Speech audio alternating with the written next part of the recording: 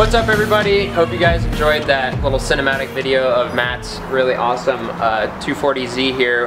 Wanted to have a little bit of fun with kind of filming and doing that, you know, pair the music with the shots and stuff like that. But I wanted to take the time today to record a video and have Matt go over his personal car here, which is what, 1973? 73 Datsun 240Z. Yeah, so without further ado, I'm going to turn around the camera and let Matt run over the car and, you know, how he got it, how long he's had it, and some of the things he's done to it. Because it's a pretty awesome little car here. You know, it's one of those vintage sports cars that has, you know, that typical GT design, and you're not paying for Ferrari collector money of a, you know, $24 million classic Ferrari. So without further ado, here's Matt gonna talk about his car.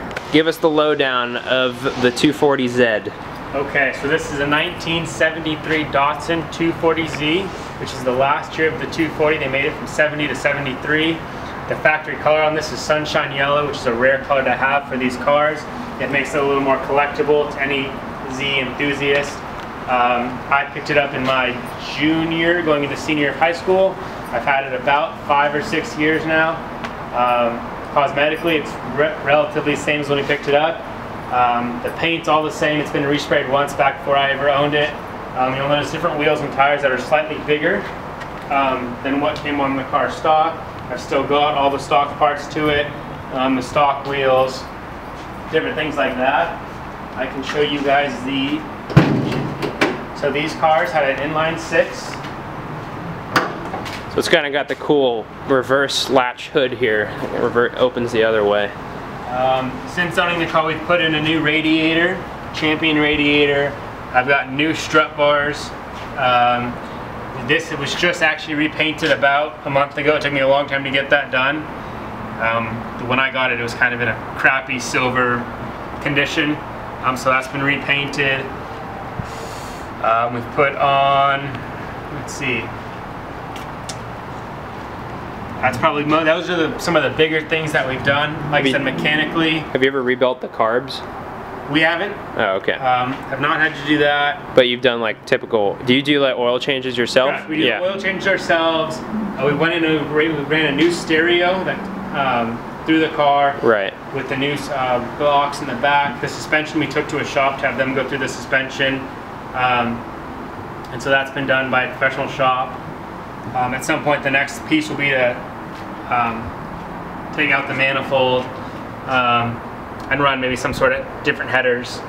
Get some louder sound out of this puppy? Yeah, I think so. This car is a 4-speed manual transmission, and then with reverse as well. That's your part. The GoPro. It's coming to Postal Service, so. Okay. So yeah, I mean, it looks sweet. The one thing I always tell Matt is like, I love this car because there's so much room to work on it. Like, you can see the gap between, you know, the fender here and the actual engine, so you can really get your hand down there. I mean, the oil filter is right there, so it's super accessible. Like with my car, my Mercedes, it's so jam-packed you can't work on anything yourself unless you really take things off. But that's why I love these older cars. There's a lot of room. It's a little lightweight car. The only thing right now that has to be done to it is there's a rubber clutch boot that you can only get from underneath the car, and that rubber is shot. There's actually a big hole in it right now. So that part just came in this week for me, so that'll get installed on Sunday morning. We'll go back into the car, we'll put in the new clutch boot. Is that something you and your dad will do? Yeah. Okay. That'll get done Sunday morning. We took it apart last week to figure out what was wrong. Yeah. The part just came in.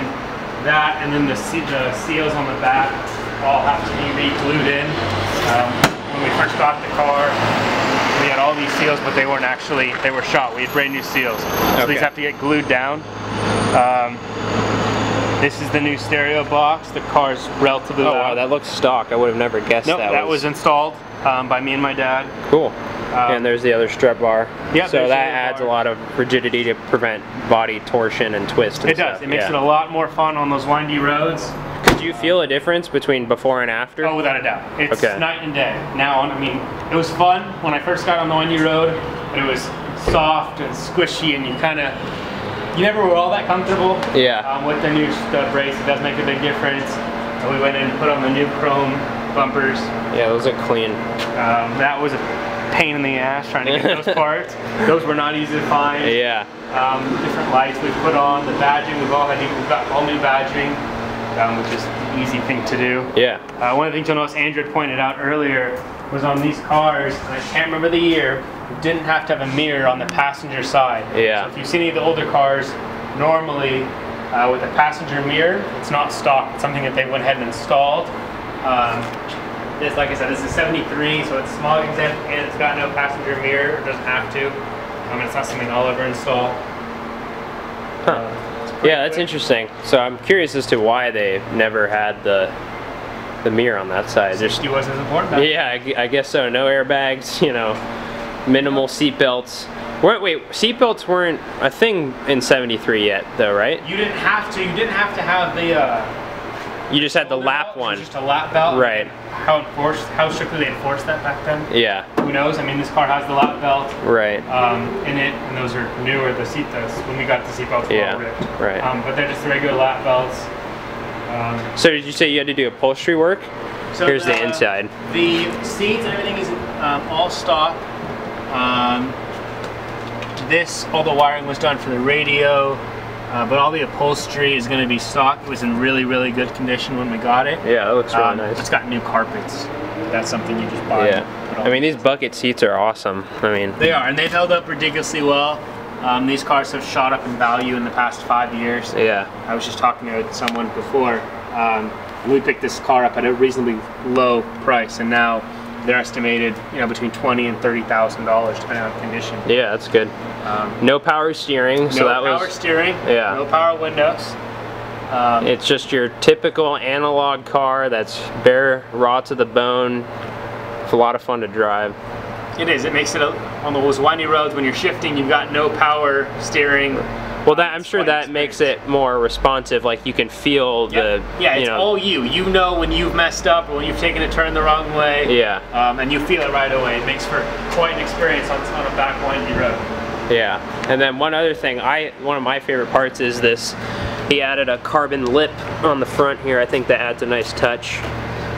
Kind of just brings it up to the modern a little bit with the carbon, because you don't see a lot of carbon on classic cars, and I always like retro mod builds, so or what are they, resto mod, not retro mod. Yeah. Resto mod. So yeah, that's cool. Yeah, I've noticed these wheels are kind of a common Z aftermarket Z wheel. Yep, we got it from the shop up in Orange County that carries all different, they have all the parts for all the Z cars, right. Different wheels.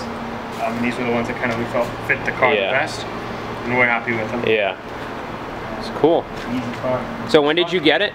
Did you already go over that? I can't remember. I think so. A junior, senior of high school. I've had it for 5 years. So yeah. I haven't said that. And like I said, I haven't had any big. It's not a car I've had to shoot through the engine. Right. Little projects here and there. Like that. I said that clutch boot, spark plugs, painting, things like that, or a new radiator was a project. But more of as things go.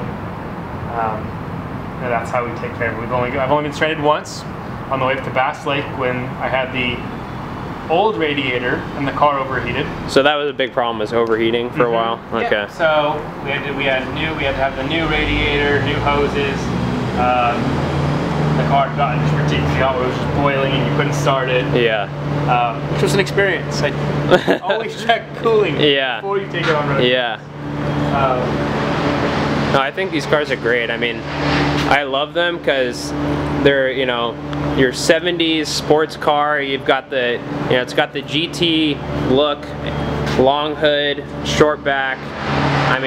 You're just, don't mind the wood chipper in the back. We're trying our best here, but, for a lot of other cars that aren't Japanese, so if you went to Europe, at the same time, for the same type of car body style, you're looking at the Jaguar E-Type and the Ferrari Lusos, 250 Lusos, and those cars are 6 figures and millions of dollars now, and this is such a cool car for the price. You get the styling and really cool driving experience for a fraction of the cost. So you do. It's a very, very affordable entry car. Kind of have that same styling. Yeah. It's based on that Jaguar. It's a similar, looks of the car.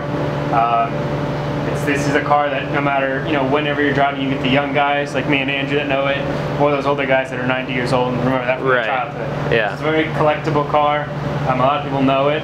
It's got, you know, different little history thing behind it. The mirror, Datsun.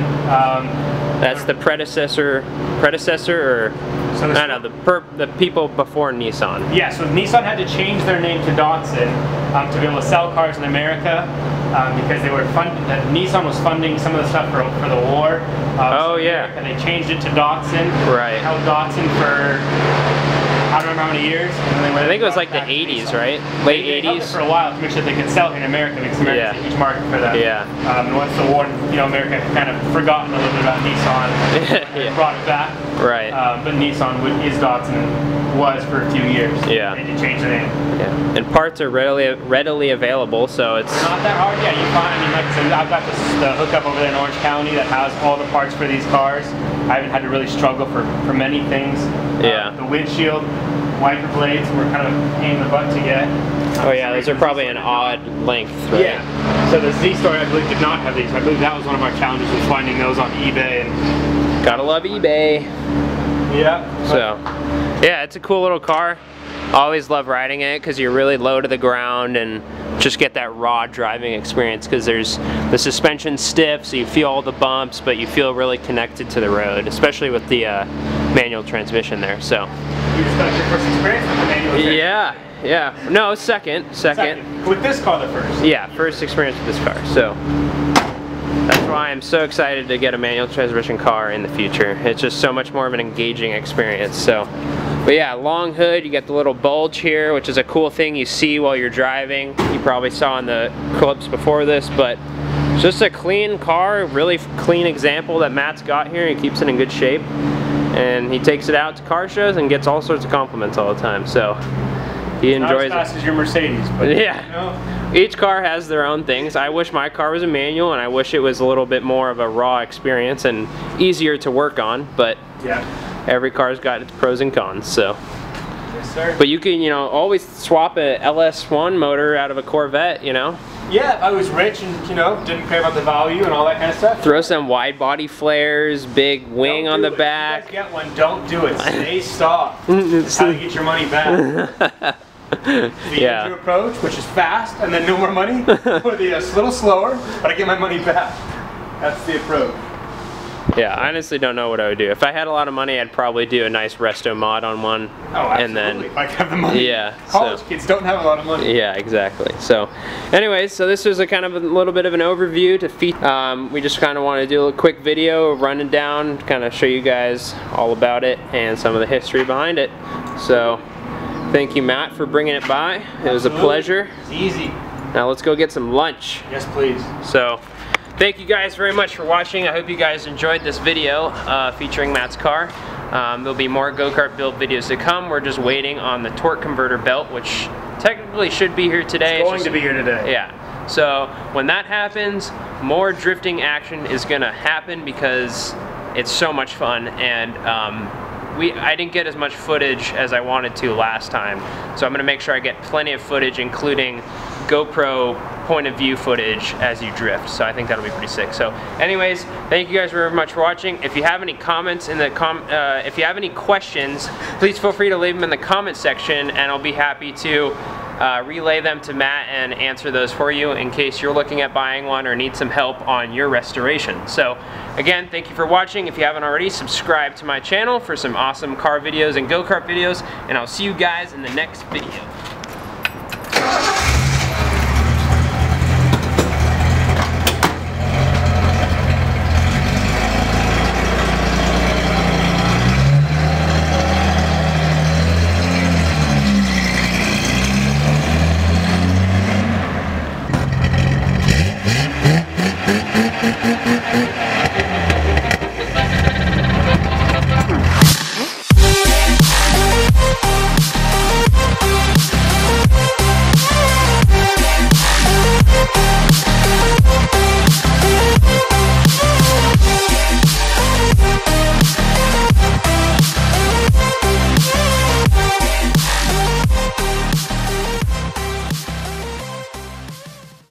To have some fun with that. But I wanted to take the time to...